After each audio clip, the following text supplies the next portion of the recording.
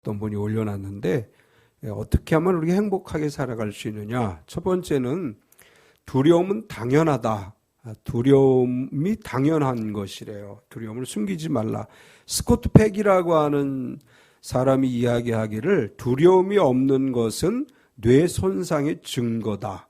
그러니까 두려움이 없는 사람은 뇌가 손상된 거래요. 그러니까 두려움이 있는 건 다 당연한 거다. 그 다음에 두 번째, 핑계를 버려라. 가장 먼저 정복해야 할 습관은 남 탓하는 것이다. 성공에는 오직 한 가지 이유만 존재하지만 실패에는 수천 수만 가지 변명이 따르게 된다. 세 번째는 긍정적 사고를 가져라. 하루야마 시게오라는 사람이 이런 이야기를 했다 그래요. 좋다, 잘 될 것이다, 할 수 있다는 긍정적인 플러스 발상을 계속하면 뇌에 좋은 호르몬을 분비시켜 사람의 의욕, 인내력, 창의력 강화, 건강 증진에 도움을 준다. 네 번째는 쉬운 것부터 단계적으로 따라 구체적으로 시도하라. 1km를 가는 것은 시련이고 1m를 가는 것은 어렵지만 1cm를 가는 것은 쉬운 죽 먹기다. 다섯 번째는 7번만 해라. 길게 잡지 말라. 작심삼일이라 한다 해도 7번 하면 21일이 된다. 여섯 번째는 그날 첫날이 되게 하라. 내가 헛되이 보낸 오늘 하루란 어제 죽어갔던 사람들이 그렇게 가고 싶어 했던 내일이었다. 일곱 번째는 소문을 내라. 소문을 내면 내가 무엇을 하겠다고 많은 사람들에게 알려놓으면 체면 때문에라도 하게 된다. 여덟 번째, 스스로 깨라. 알도 스스로 깨고 나오면 생명이 되지만 남이 깨면 계란 후라이밖에 안 된다. 아홉 번째, 자기 목표가 표준이 되게 하라. 주디 갈랜드는 다른 사람을 쫓아 2인자가 되지 말고 자기 자신의 충실한 1인자가 되라. 남의 기준에 끌려가지 말고 나의 기준을 다른 사람들의 표준이 되게 하라. 열 번째는 성공했을 때 가만히 있지 말라. 보상해 주어라. 휘트니 휴스턴이 노래한 것처럼 자기 자신을 사랑하는 것을 배우는 것이 세상에서 가장 위대한 사람이다. 11번째, 한 번 실패했다고 포기하지 마라. 오스왈드 에이버리가 이런 말을 했다. 넘어질 때마다 무엇인가를 주어라. 12번째, 사람을 사귀라. 다른 사람과 접촉을 늘려라. 생각과 생활 방식이 나와 다른 사람들과 만남을 갖는 것이 좋다. 만남은 사고의 폭을 넓혀주며 삶의 의욕을 불어넣어 줄 것이다. 우리가 노력해야 되죠. 또 한편으로는 자기 자신을 잘 다스리는 게 필요합니다. 요즘 그 경제가 어렵다 보니까 별별 사기꾼들이 다 나오죠. 우리가 얼마 전에 이렇게 냉장고 고장이 나서 새로 샀어요. 이제 저는 11번가를 주로 이용하는데 11번가를 검색하고 그다음에 이제 G마켓, 옥션 검색해서 같은 냉장고라도 제일 이제 싸게 살 수 있는 거를 선택을 해서 구매를 했습니다. 그 이제 구매를 해서 배달 오는 날 근데 제가 쿠팡을 검색을 안 해본 거예요. 쿠팡에 딱 들어갔더니 똑같은 냉장고가 40만 원 싸고 어떤 건 60만 원이 싸요. 그러니까 아무한테 얘기 못해 혼자서 속으로 내가 잘못했다. 이걸 내가 쿠팡을 왜 검색을 안 했지? 그리고 이제 속으로 끙끙 앓고 있는데 뉴스에 나왔어요. 쿠팡에 사기꾼들이 나오는데 이 똑같은 냉장고를 갖다가 싸게 판다. 이렇게 해가지고 남의 아이들을 도용해가지고 그걸 현찰로 받아서 챙긴 거예요. 그러니까 쿠팡은 원래 이렇게 쿠팡 시스템에 결제를 해야 되는데 이 개인 통장으로 입금하도록 유도를 해서 했다는 거예요. 그러고 나서 들어가 보니까 내가 후회했던 계좌가 다 사기 계좌인 거야. 뭐 40만 원 싸게, 60만 원 싸게 나온 거예요. 내가 속으로 아이고 주님 그렇군요. 큰일 날 뻔했습니다. 제가 아마 이걸 결제하기 전에 11번가 결제하기 전에 여기를 봤으면 저도 미혹됐을지도 몰라요. 좀 더 싸다, 많이 싸다고 그래서. 네. 그런 것도 있고 요즘은 그 보이스피싱도 예전에 이렇게 막 체계적으로 잘했는데 막 가정주부들도 연락책으로 뛰어들고 막 수금책으로 뛰어든대요. 그래가지고 부산에선가 잡았어요. 일반인들이 경찰이 잡은 게 아니고 친구가 보이스피싱에게 당했는데 그 친구에게 내 핸드폰에도 그거 깔자. 그래가지고 보이스피싱에서 온 거 깔아놓고 보이스피싱 하는 사람한테 연락하고 돈 현찰 가지고 만나서 돈을 3개 만들었고 경찰을 불러서 잡았어요. 그러니까 얼마나 이 자금책이, 이 운반책이 이 허술했으면 길거리에서 잡혔어요. 이게 무슨 얘기냐면 너무 살기가 어려우니까 너도 나도 지금 그런 데 뛰어들고 있다는 거예요. 우리 기도 많이 해야 될 때입니다. 또 우리 성도들이 조금 더 많이 긴장해야 될 때이기도 해요. 오늘 아까 오전에 이렇게 구청에서 사람이 나왔죠. 왜 나왔냐면 송파구 우리 교회에서 11명이 확진자가 나왔어요. 그러니까 11명이 예배를 드렸는데 다 확진이 된 거예요. 그래서 송파구가 긴장을 했어요. 송파구 사랑교회라고 문정동에 거기 이제 한번 확진자가 나왔죠. 또 우리 교회도 문정동이에요. 우리 교회. 제일교회는 또 딴 데고요. 이게 처음에 우리 교회라고 나왔을 때 검색했을 때 마천동이라고 나왔어요. 우리 집 근처에 있는 마천동이라고 나왔는데 나중에 보니까 문정동이라고 나왔어요. 그래서 송파구청이 굉장히 긴장을 하고 있어요. 삼전동에도 계속 확진자들이 나오고 송경순 집사님 어린이집에도 이제 그 확진자 할머니가 있었는데 아이가 이렇게 해가지고 걱정했죠. 근데 다행히 음성이라고 나왔고 그래서 이 송파구청이 지금 굉장히 긴장돼 있어요. 다른 데보다. 그래서 아까 이렇게 준 서류에도 공문에도 그게 써 있어요. 송파구 우리 교회에서 11명 확진자가 나왔습니다. 이제 그게 왔는데 우리가 서로 조심해야죠. 조심해서 하나님의 영광 가리지 않도록 그렇게 해야 될 것 같아요.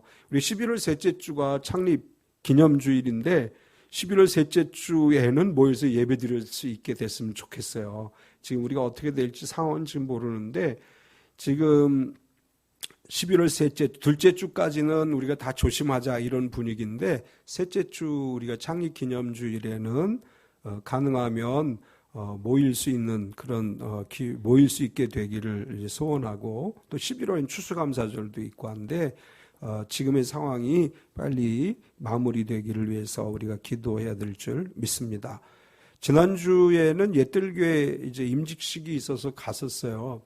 근데 그 줌이라는 프로그램을 이용해서 랜선 이제 그걸 하는데 막 뒤에 배경에 임직자들 다 사진 같이 연결해서 뜨고 하는데 문제는 뭐냐면 대개 임직자들은 나이 드신 분들이에요. 그러니까 뭐 권사님, 뭐 장로님 이런 분들이니까 이거 랜선 이게 줌을 연결을 못 하는 거야, 이분들이.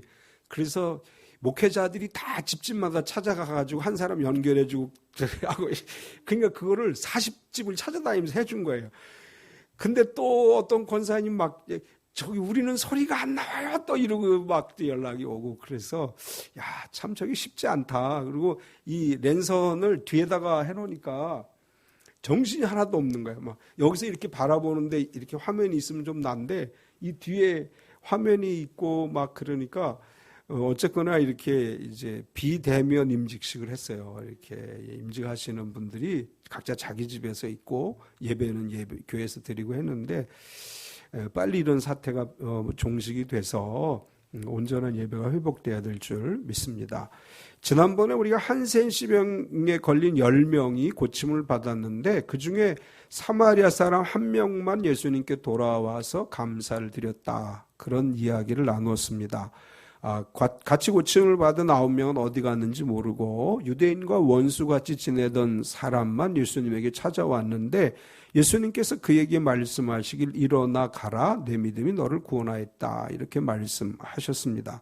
오늘은 주님께서 다시 오실 날에 대한 이야기를 하고 있습니다. 성경은 지구의 종말이 있다고 말씀하고 있습니다. 과학자들도 지구의 종말의 때가 있을 것이다 이렇게 이야기를 하지요. 지구의 종말은 반드시 올 것입니다. 그렇다면 지구의 종말의 때는 어떤 일들이 있을 것인가? 지구의 종말에 관해서 성경은 예수님이 다시 오실 것이고 예수님이 다시 오셔서 그의 나라를 세우게 될 것이다 이렇게 말씀하셨고 오늘 본문에서는 그 날을 인자의 날이라고 표현을 했습니다. 오늘 17장 20절에서 37절까지 보면 인자의 날 또는 인자가 나타나는 날, 인자의 자기의 날 이런 식으로 표현을 했습니다. 예수님께서 다시 오실 날에 어떤 일들이 있을 것인가에 관해서 말씀하시고 있는데, 먼저 첫 번째는 하나님 나라는 너희 안에 있다, 이런 말씀을 하셔요. 주님 다시 오실 날에 대해 말씀하시게 된 것은 바리새인의 질문 때문입니다. 한 바리새인이 와서 예수님에게 질문을 해요. 바리새인의 질문은 이런 질문이에요. 하나님 나라가 어느 때 임하나이까? 20절을 보면 바리새인들이 하나님의 나라가 어느 때에 임하나이까 묻거늘 예수께서 대답하여 이르시되 하나님의 나라는 볼 수 있게 임하는 것이 아니오. 구약 성경에는 주의 날이라고 하는 개념이 있어요.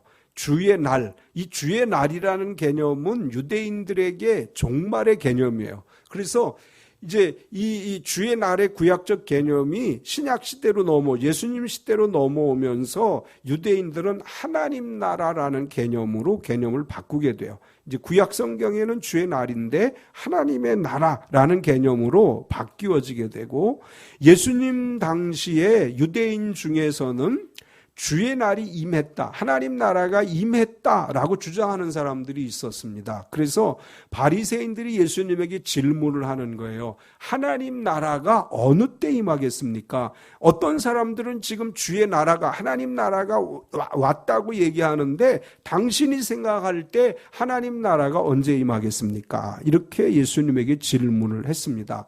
근데 사실 유대인들, 예수님에게 왔던 바리새인들만 이런 궁금증을 가지고 있던 게 아니고 예수님의 제자들도 예수님에게 물어봐요. 언제 그 나라가 임하느냐.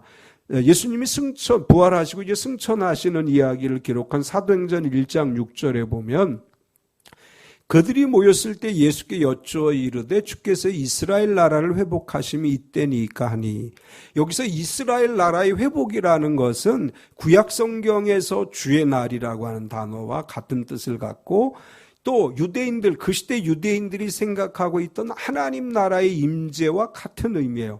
유대인들은 이제 말라기 시대가 넘어가고 나서 중간사 시대를 거쳐서 로마가 세상을 지배하게 되면서부터 로마가 지배하는 상황에서 어떤 생각을 하게 되냐면 주의 나라, 하나님 나라가 임하면 로마는 멸망하게 될 것이고 이스라엘 나라가 회복될 것이다, 이런 사상을 가지게 돼요. 그래서 하나님 나라가 임하는 것과 이스라엘의 회복, 이것은 그 시대 유대인들에게는 거의 비슷한 개념으로 이해가 되고 있었습니다. 그래서 예수님의 제자들도 예수님이 승천하시기 직전에 물어보는 거예요. 이스라엘 나라가 언제 회복되겠습니까?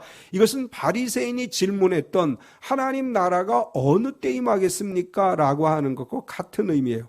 이제 예수님에게 하나님의 나라가 어느 때, 즉 언제 임하고 하나님 나라가 임하면 어떤 일이 일어날 것입니까? 라고 바리새인이 질문하게 되는데, 그것에 대해서 예수님 뭐라고 답변하셨느냐 하면 하나님 나라는 볼 수 있게 임하는 것이 아니다. 20절 다시 보면 예수께서 대답하여 이르시되 하나님의 나라는 볼 수 있게 임하는 것이 아니요.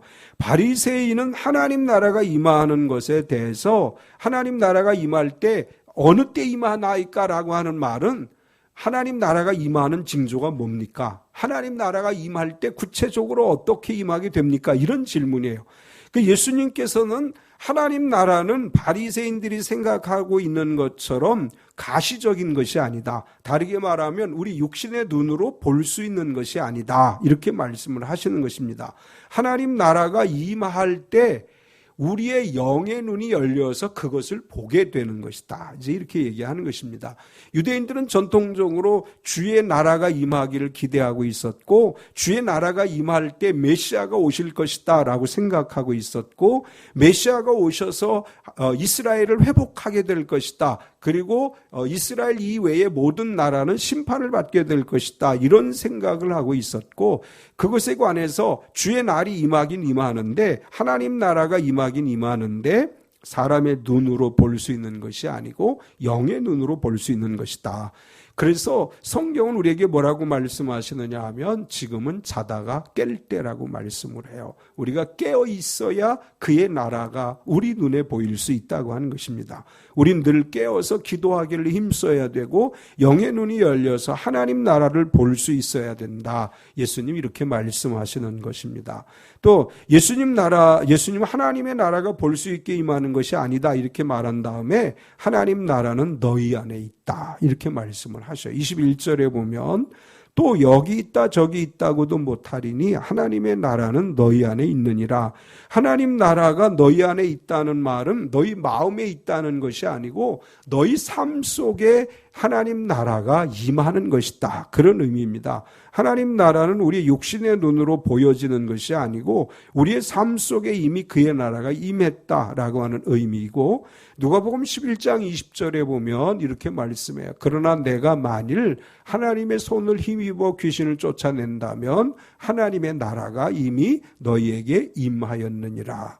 예수님이 이 땅에 오심으로 하나님 나라는 이미 우리 가운데 임했고 우리가 예수님 구세주로 영접하고 예수님의 이름을 힘입어 기도해서 질병의 치유를 받고 귀신이 물러가고 기도의 응답의 역사가 일어나게 될 때 하나님 나라는 이미 우리 가운데 임한 것이다.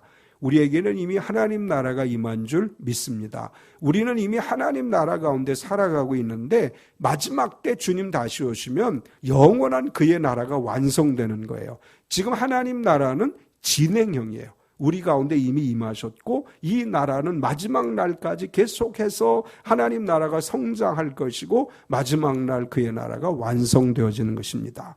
예수님께서 이렇게 하나님 바리새인의 질문에 대해서 대답하신 다음에 두 번째는 인자의 때에도 그러하리라. 하나님 나라가 볼 수 있는 것 아니고 너희 안에 있다 이렇게 말씀하시면서 인자의 날, 주님이 다시 오실 날을 인자의 날 또는 인자의 때라고 표현하셨는데 인자의 때에도 그러하리라. 인자의 때가 되면 이런 이제 일들이 있을 것이다라고 이야기하면서 번개의 비침과 같다. 24절을 보면 번개가 하늘 아래 이쪽에서 번쩍이요 하늘 아래 저쪽까지 비침같이 인자도 자기 날에 그러하리라.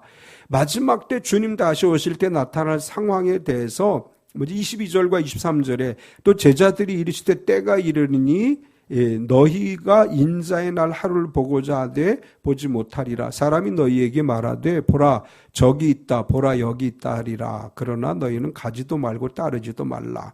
종말의 때에 인자의 때에는 이런 현상들이 일어날 것이다 라고 제자들에게 이야기하면서 거짓 그리스도들이 나타나서 여기 있다 저기 있다 하리니 너희는 가지도 말고 따르지도 말아라. 우리나라에도 거짓 그리스도, 거짓 하나님들이 있지요. 신천지도 이제 이만희가 자기가 보혜사다 이렇게 이야기를 하고 통일교 문선명은 자기가 하나님이라고 얘기했는데 죽었습니다. 그랬더니 그의 아들이 여전히 아버지 하나님이라고 얘기하고 또 이제 자기가 또 어머니라고 얘기하고 그렇게 또 이상하게 또 얘기를 하죠. 안산호 하나님의 교회도 자기가 어머니 하나님이라고 얘기하고 또 은혜로 교회 신옥주 목사도 어느 날부터 자기를 보혜사라고 이야기하기 시작했어요. 이제 보혜사가 오셨는데 신옥주 목사다. 어떤 사람이 페이스북에 나보고 친구하자고 해서 들어가서 봤더니 신옥주, 보혜사 성령이신 신옥주님 이렇게 써놨어. 그래서 거부 딱 했습니다. 요즘 유튜브에 올라오는 영화 가운데 낙인이라고 하는 영화가 있어요. 기독교 영화라고 소개하고 있는데 이것은 기독교 영화가 아니고 전능신교라고 중국에서 발생한 이단들이 중국에서 박해를 받던 상황을 영화로 만든 거예요. 그래서 거기다 선전할 때 박해받는 그리스도인들의 이야기라고 소개가 돼 있어요. 그래서 장로님들이나 권사님들이 막 퍼다 나르고 있대요. 지금 자기네 교회 성도들 보여준다고 막 나눠주고 있는데 그 전능신교에서 만든 거예요. 그 자기가 하나님이라고 죽었다가 살아났다고 그러면서 이제 그 중국에서 사역을 하다가 중국에서 쫓겨나서 한국으로 많이 들어와 있어요. 지금 우리나라에 그 전능신교를 믿는 중국 사람들이 많이 들어와 있고 또 한국 사람들 중에도 그것 믿는 사람들이 많아요. 지금 유튜브에 이 낙인이란 영화 말고도 몇 개의 영화가 올라와 있고 페이스북이라든지 이런 걸 통해서 전능신교가 지금 굉장히 활발하게 활동을 하고 있습니다. 예수님이 이렇게 얘기해요. 마지막 때가 되면 이런 것들이 막 나타나게 된다. 그런 것들이 나타날 때 너희는 따라가지 말라. 그러면서 마지막 때 인자의 날에는 번개가 번쩍이는 것 같이 말 것이다. 이 번개가 번쩍인다고 하는 얘기는 뭐냐 하면 번개 보셨죠? 번개가 불이 쫙 순식간에 불이 쫙 비춰지죠. 예수님이 이 얘기를 하시는 거예요. 마지막 종말의 때가 되면 내가 번개같이 나타나서 이 어둠의 세상에 빛을 비출 것이고 오랫동안 어떤 행사를 거쳐서 오는 것이 아니라 순식간에 하늘로부터 강림해서 이 지구의 종말의 때가 올 것이다. 그래서 예수님의 오심은 번개가 임하는 것처럼 순간적으로 오실 것이다. 이렇게 말씀을 하는 것이고, 그리고 그때에는 먼저 고난이 있을 것이다. 이렇게 말씀을 해요. 25절에 보면 그러나 그가 먼저 많은 고난을 받으며 이 세대에게 버림받아야 할지니라. 여기서 고난은 그가 먼저 많은 고난이라고 했는데 두 가지로 우리가 해석을 합니다. 하나는 그리스도의 고난을 이야기하는 것이다. 누가복음 17장은 아직 예수님이 고난당하시기 전에 이야기를 기록하고 있기 때문에 예수님의 고난 이야기를 하는 것이다. 그리스도가 고난받으심으로 말미암아 우리가 죄 사함을 얻게 되고 마지막 날 그리스도의 그 다시 오실 때까지 예수 그리스도의 고난의 십자가는 계속해서 효력을 발생하는 것이다. 우리가 2000년 전에 예수님이 십자가를 지셨지만 지금 그 십자가의 보혈이 우리의 죄를 씻어주시는 거예요. 예수님이 2000년 전에 채찍에 맞으셨지만 그 채찍에 맞은 손으로 우리에게 안수할 때 우리의 질병이 치유되는 역사가 일어나는 것입니다. 그래서 그가 고난을 받는다는 건 먼저 예수님의 고난을 이야기하는 것으로 해석하고, 또 하나는 종말의 때에 있을 그리스도인들의 고난에 대한 말씀으로 해석을 합니다. 요한계시록에 보면 종말 전에 환난의 때가 있을 것이라고 얘기하는데 그리스도인들이 고난받는 날이 올 것이다. 지금 지구촌에도 고난받는 그리스도인들이 있죠. 지금 우리는 정말 감사해야 되죠. 우리가 얼마나 행복하게 예배를 드립니까? 그런데 아마 우리 연세 드신 권사님들 아시지만 옛날에 우리나라도 예배 드리는 게 자유롭지 않았죠. 일제시대 때를 거치고 제가 어릴 때만 해도 교회 가는 게 쉬운 일이 아니었어요. 집안에서 반대가 있었고 막 여자들 머리털 다 밀리고 감금당하고 막 집안에서 실제로 그런 일들이 있었어요. 우리 국가적으로 어떤 정치적인 박해는 아니더라도 그런 박해의 과정들이 우리나라에도 있었어요. 이제 지금 막 너무 자유롭게 우리가 예배드리는데 교회가 고난을 준비해야 됩니다. 우리 자꾸 이 고난 받는 것이 무슨 하나님이 저주받는 것처럼 생각하는데 아니에요. 사실은 우리가 온전한 믿음으로 살아가는 과정에는 고난이 있는 거예요. 지금 이 전 세계적으로 이제 앞으로 교회들이 닥칠 고난의 시대가 있을 것이다 예언하는 사람들이 꽤 많아요. 아마도 그런 일이 있을 가능성이 있습니다. 우리가 그럴 때 막 맞서 싸우는 게 아니라 고난받는 것이 주님의 뜻인 줄 알고 고난받는 가운데 믿음이 더 성장해가는 그리스도인이 되어야 됩니다. 그 다음에 멸망이 있을 것이다. 26절에 30절까지를 보면 노아의 때 된 것과 같이 인자의 때에도 그러하리라. 노아가 방주에 들어가던 날까지 사람들이 먹고 마시고 장가들고 시집가더니 홍수가 나서 그들을 다 멸망시켰으며 또 롯의 때와 같으리니 사람들이 먹고 마시고 사고 팔고 심고 집을 짓더니 롯이 소돔에서 나아가던 날에 하늘로부터 불과 유황이 비오듯 하여 그들을 멸망시켰느니라. 인자가 나타나는 날에도 이러하리라. 마지막 때가 되면 그리스도인들에겐 고난의 시기가 있을 것이고 하나님을 알지 못하는 자들은 멸망의 때가 오게 될 것이다. 그러면서 두 가지 상황을 얘기했죠. 노아의 때와 소돔과 고모라의 멸망 이야기를 했습니다. 우리가 노아의 이야기를 잘 알죠. 하나님께서 노아에게 방주를 지으라고 했고 노아가 방주를 열심히 지었지만 사람들은 먹고 마시고 놀았고 방주가 다 완성되어지며 하나님이 물로 세상을 심판했다. 또 소돔과 고모라의 이야기도 잘 압니다. 롯의 때에 소돔과 고모라는 가장 발달된 도시 가운데 하나였습니다. 먹고 마시고 즐길 때 하나님께서 유황을 그들에게 내려서 그들을 심판하셨습니다. 예수님께서는 인자가 나타난 날에도 소돔과 고모라와 같은 노아 때와 같은 심판이 있을 것이라고 말씀합니다. 우리는 믿음을 잘 지켜야 돼요. 우리의 믿음 끝까지 지켜야 됩니다. 왜냐하면 종말의 때 심판이 기다리고 있기 때문이에요. 많은 사람들이 예수님을 알죠. 많은 사람들이 예수님을 만났었습니다. 많은 사람들이 교회에 와서 신앙생활 하다가 지금 세상으로 떠나가고 있어요. 교회 숫자가, 교인의 숫자가, 성도의 숫자가 자꾸 줄어들어가고 있어요. 이제 해마다 각 교단이 총회를 하면 성도들 통계를 내요. 각 교회의 성도 숫자를 총회에다 보고를 하면 그걸 다 집계를 해서 각 교단의 이제 성도가 얼마나 되는지를 파악하는데, 몇 년 전부터 통합, 대한예수교 장로의 통합, 이제 광나루 신학교 그쪽 계열의 성도들이 1년에 몇만 명씩 줄어들고 있어요. 합동도 1년에 몇만 명씩 줄어들고 있고, 감리교회도 몇만 명씩 줄어들고 있어요. 성도의 숫자가 급격하게 1900년대를 넘어가면서 2000년대로 들어서면서부터 이제 급격하게 줄어들기 시작을 해요. 지금 상당히 많은 교회 성도 숫자가 줄어들고 있고, 또 지금 가장 염려하는 것 중에 하나가 뭐냐 하면 40대 이후의 성도들이 교회에 별로 없대요. 30대, 40대 성도들이 기존의 교회에서 다 빠져나가는 상황이라고 그래요. 대개 교회가 100년, 또 150년, 90년, 80년, 70년, 60년, 50년 된 교회들이 성도 숫자는 비슷한데 어디가 없느냐? 40대 중반에서부터 30대, 20대까지 성도들이 교회에 별로 없대요. 다 50대 이상의 성도들만 지금 교회에 남아있다. 지금 이런 통계가 나오고 있어요.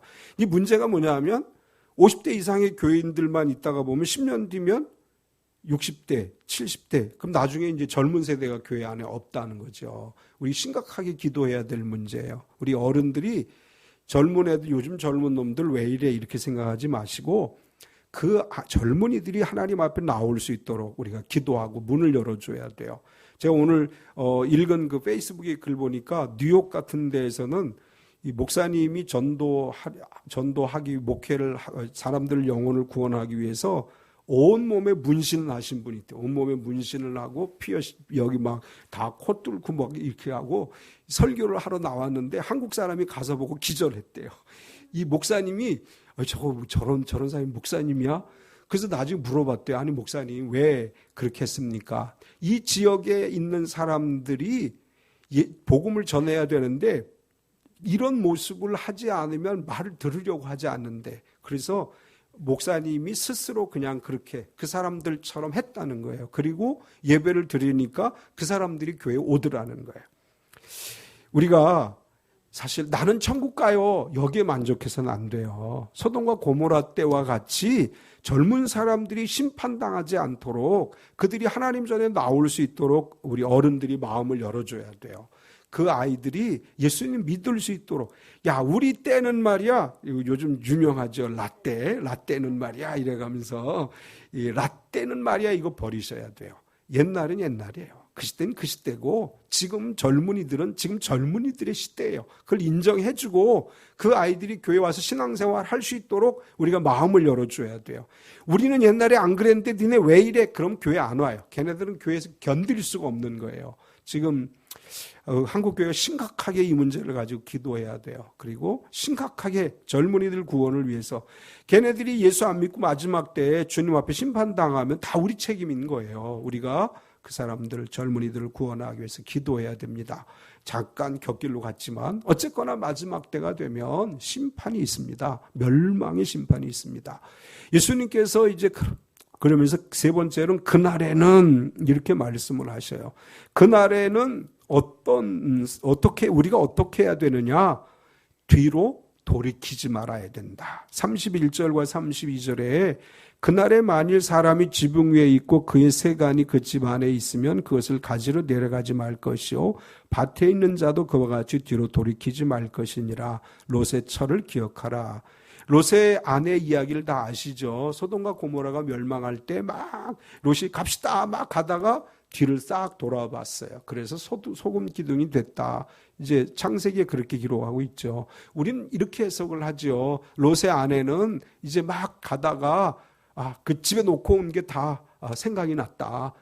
보석들 거기서 살 때 가지고 있었던 돈들 막 이래서 그 미련을 못 버리고 뒤를 돌아봐서 소금 기둥이 됐다. 예수님 지금 그 이야기를 하시는 거예요. 종말의 때에 뒤를 돌아보지 말아라.